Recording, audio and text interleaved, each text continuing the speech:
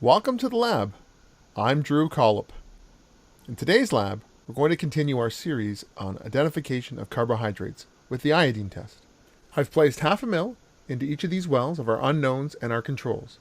I will then add 2 drops of iodine to each of them.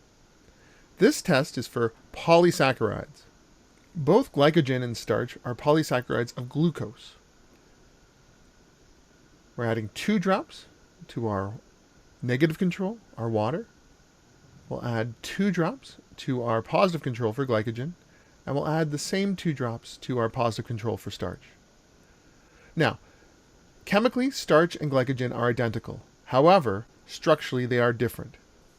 When the iodine reacts with the structure of glycogen, it creates a brown-reddish color. When iodine reacts with the structure of starch, it creates a blue-black color.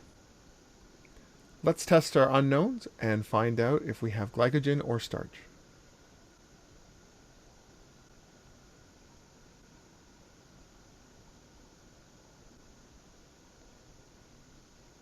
Record down all your observations for each individual well.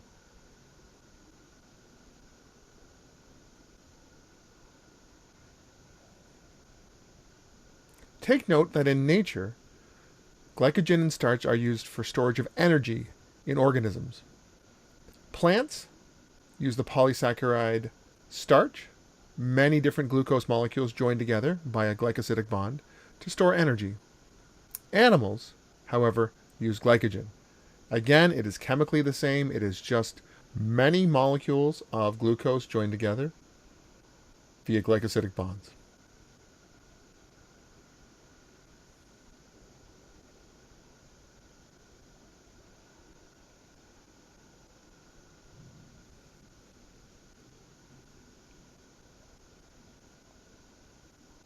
It should be pretty clear which samples are which when you compare your unknowns in this video to the positive controls.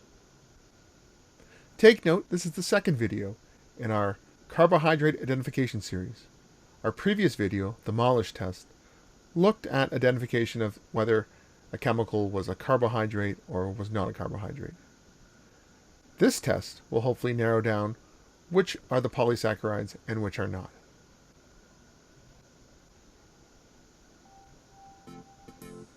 And there you have it. There is all of the 13 unknowns.